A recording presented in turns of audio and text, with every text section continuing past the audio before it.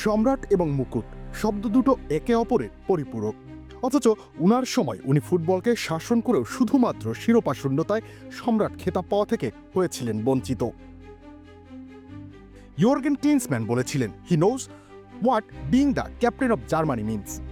ওনার সময়টা উনি ছিলেন সর্বজন স্বীকৃত সেরাদের একজন। ফুটবলে ওনাকে রিকগনাইজ করা হয় one of the most complete and versatile midfielder of his generation. মিডফিল্ডের সম্ভব সবগুলো পজিশনে ওনার বিচরণ ছিল সম্রাটের মতোই, তাই তো ওনাকে বলা হয় মুকুটহীন সম্রাট।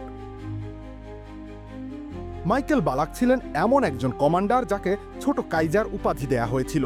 একটা বিশ্বকাপ জয় হয়তো ওনাকে ফ্রান্স বেকেনবাওয়ার এবং লোথার ম্যাথিউসের পর স্থান দিত।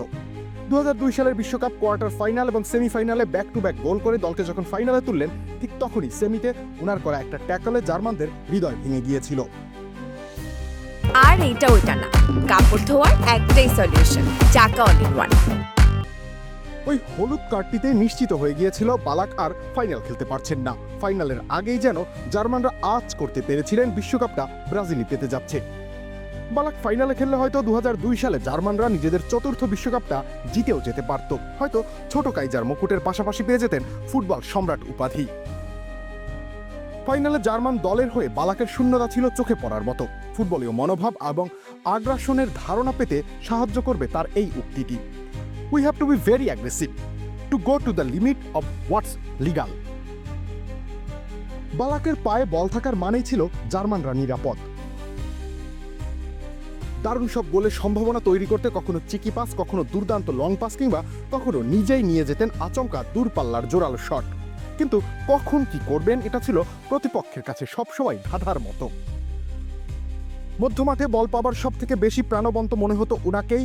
সহজাত পজিশন সেন্ট্রাল মিডে হলেও অ্যাটাকিং মিড কিংবা ডিফেন্সিভ মিড পজিশনেও তিনি ছিলেন অনন্য।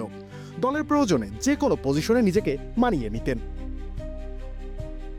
খেলার মাঠে প্রতিপক্ষের সাথে হট্টগোল, পিছিয়ে থেকে আক্রমণের পর আক্রমণ করে গোল না পাওয়া, রেফারির বাজে ডিসিশনের শিকার হওয়া সহ প্রতিটি দৃশ্যে যার সরব উপস্থিতি চোখে পড়ত, সেই মানুষটাই ছিলেন মাইকেল বালাক। দলের নেতা হবার আগে থেকে নেতৃত্ব গুণে নিজেকে তৈরি করেছিলেন। এ কারণেই সহযোগী খেলোয়াড়রা ওনাকে অসম্ভব শ্রদ্ধা করতেন এবং তার নেয়া সকল সিদ্ধান্ত মেনে নিতেন। শিরোপা জয় দিয়ে আজকাল সব খেলোয়াড়কে মূল্যায়ন করা হয়, এটা বাদ দিলে মধ্যমাঠ দাপিয়ে বেড়ানোদের মধ্যে বালাক ছিলেন অন্যতম সেরাদের একজন। প্রতিপক্ষ খেলোয়াড় তার পা থেকে বল কেড়ে নেবার জন্য টেকনিক কিংবা ট্যাকল, এমনকি শারীরিক বল প্রয়োগ করেও বেশিরভাগ সময়ই অসফল ছিলেন। ফুটবলের স্কিল, গতি এবং শক্তিমত্তায় তার ধারে কাছেও সমসাময়িক কেউ ছিল না। ফুটবল সমর্থকরাই সর্বদা সাফল্যের গুণগানে ব্যস্ত থাকে। মাইকেল বালাককে তারা হয়তো স্মরণ করবে 25টির বেশি ফাইনালে পরাজিত একজন যোদ্ধা হিসেবে কিংবা ফুটবলের মোস্ট আনলাকি ফুটবলার হিসেবে, কিন্তু কেউ কেউ ঠিকই বালাকের প্রসঙ্গে আবেগ তাড়িত হয়ে যাবে, বালাকের সোনালি দিনগুলোকে প্রচণ্ড মিস করবে, বালাককে স্মরণ করবে সম্মানের সাথে। 1990 পরবর্তী সময়ে হারিয়ে যাওয়া জার্মান ফুটবলের ঐতিহ্যের বিশ্বসেরা গৌরব ফিরে পেতে অসংখ্য জার্মান ফুটবল সেরাদের মধ্যে সবার প্রথমে এবং সব থেকে বেশি যিনি নতুন স্বপ্নের সূচনা করেছিলেন, তিনি মাইকেল বালাক, দ্য কমান্ডার।